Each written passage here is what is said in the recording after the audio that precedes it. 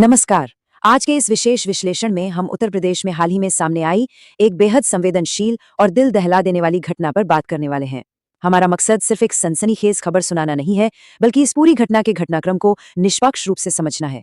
और सबसे अहम बात, हम उन जीवन रक्षक संसाधनों और हेल्पलाइंस पर भी चर्चा करेंगे जो घरेलू संकट का सामना कर रहे किसी भी इंसान के लिए एक बहुत बड़ा सहारा बन सकते हैं।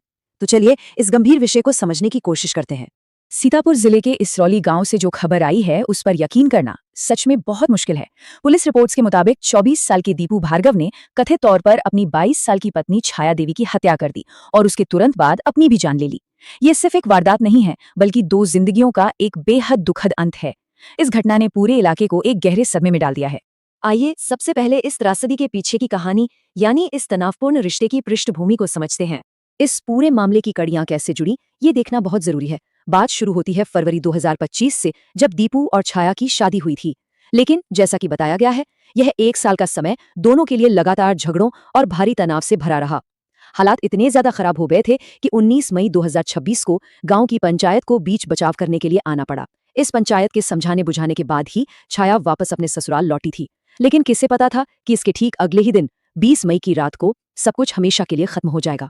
इस घटना का सबसे दर्दनाक पहलू ये है कि छाया के पिता मेवालाल के बयानों के आधार पर छाया उस वक्त 4 से 5 महीने की गर्भवती थी।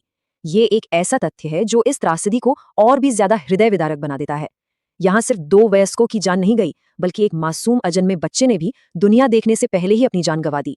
तो आखिर उस भयानक रात हुआ क्या था? चलिए उस रात के घटनाक्रम पर सिलसिलेवार तरीके से एक नजर डालते हैं। पुलिस की तरफ से जो जानकारी सामने आई है उसमें एएसपी दक्षिणी दुर्गेश कुमार सिंह का ये बयान बहुत अहम है। आधिकारिक पुलिस रिपोर्ट के अनुसार बुधवार देर रात पति पत्नी के बीच एक बार फिर तीखी बहस हुई थी। बात इतनी ज्यादा बिगड़ गई कि छाया के साथ मारपीट की गई। इसके बाद वो घर के आंगन में जाकर सो गई और दुर्भाग्य से उसी आंगन में उस पर यह जानलेवा हमला हुआ। अगर हम उस रात करीब 2 बजे के खौफनाक घटनाक्रम को देखें तो चीजें बहुत तेजी से घटी। सबसे पहले जब छाया गहरी नींद में थी, तब कथित तौर पर दीपू ने बांका नामक एक तेज धारदार हथियार से उस पर हमला कर दिया। दूसरी तरफ इस चीख पुकार से दीपू की मां रोहिणी जाग गईं।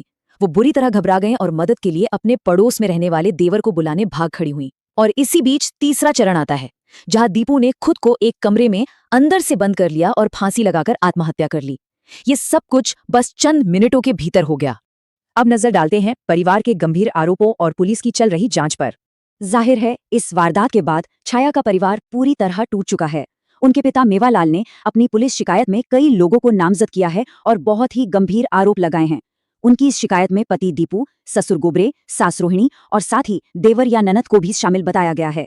पिता का सीधा आरोप है कि उनकी बेटी को लगातार प्रताड़ित किया जा रहा था। पुलिस ने फिलहाल इन्हीं आरोपों के आधार पर अपना मामला दर्ज कर लिया है। इस बीच पुलिस और कानून प्रवर्तन एजेंसियां अपना काम कर रही हैं। फोरेंसिक टीम ने मौका वारदात का बहुत ही बारीकी से निरीक्षण किया है और सारे जरूरी सबूत जुटाए हैं। साथ ही पुलिस परिवार के बाकी सदस्यों और आस पड़ोस के लोगों से लगातार पूछताछ कर रही है ताकि उस रात की पूरी सच्चाई बिना किसी शक के सबके सामने आ सके। इस तरह की दुखद घटनाएं हमें सिर्फ सोचने पर मजबूर नहीं करती, बल्कि कुछ ठोस कदम उठाने की भी मांग करती हैं। आइए जानते हैं संकट में फंसी महिलाओं के लिए क्या सपोर्ट सिस्टम मौजूद है। देखिए, जब भी ऐसी स्थिति आती है तो राष्ट्रीय महिला आयोग यानी नेशनल कमीशन फॉर वुमेन एक बहुत बड़ा सहारा बनकर खड़ा होता है।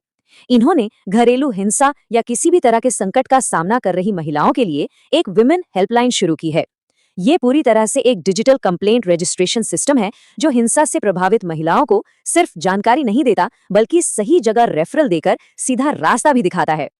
अब समझना यह है कि ये हेल्पलाइन आखिर मदद कैसे करती है। दरअसल ये सिर्फ एक शिकायत पेटी नहीं है। यहाँ कंप्लेंट दर्ज करने के साथ साथ महिलाओं को प्रशिक्षित पेशेवरों द्वारा साइकोलॉजिकल काउंसलिंग दी जाती है।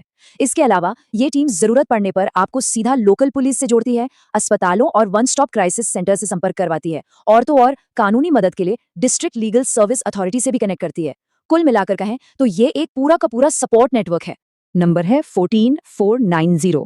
ये एनसीडब्ल्यू की महिला हेल्पलाइन का नंबर है, जिसे हम सबको हमेशा ध्यान में रखना चाहिए। अगर कोई भी महिला संकट में है तो वो बिना झिझक इस नंबर पर संपर्क कर सकती है।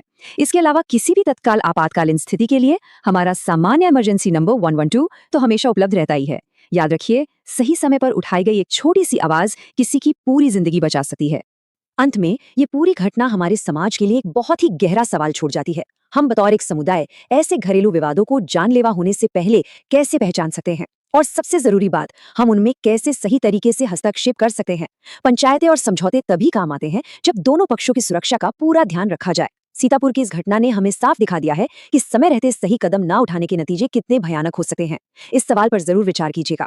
आज के इस विश्लेषण में हमारे साथ जुड़ने के लिए आपका बहुत बहुत धन्यवाद।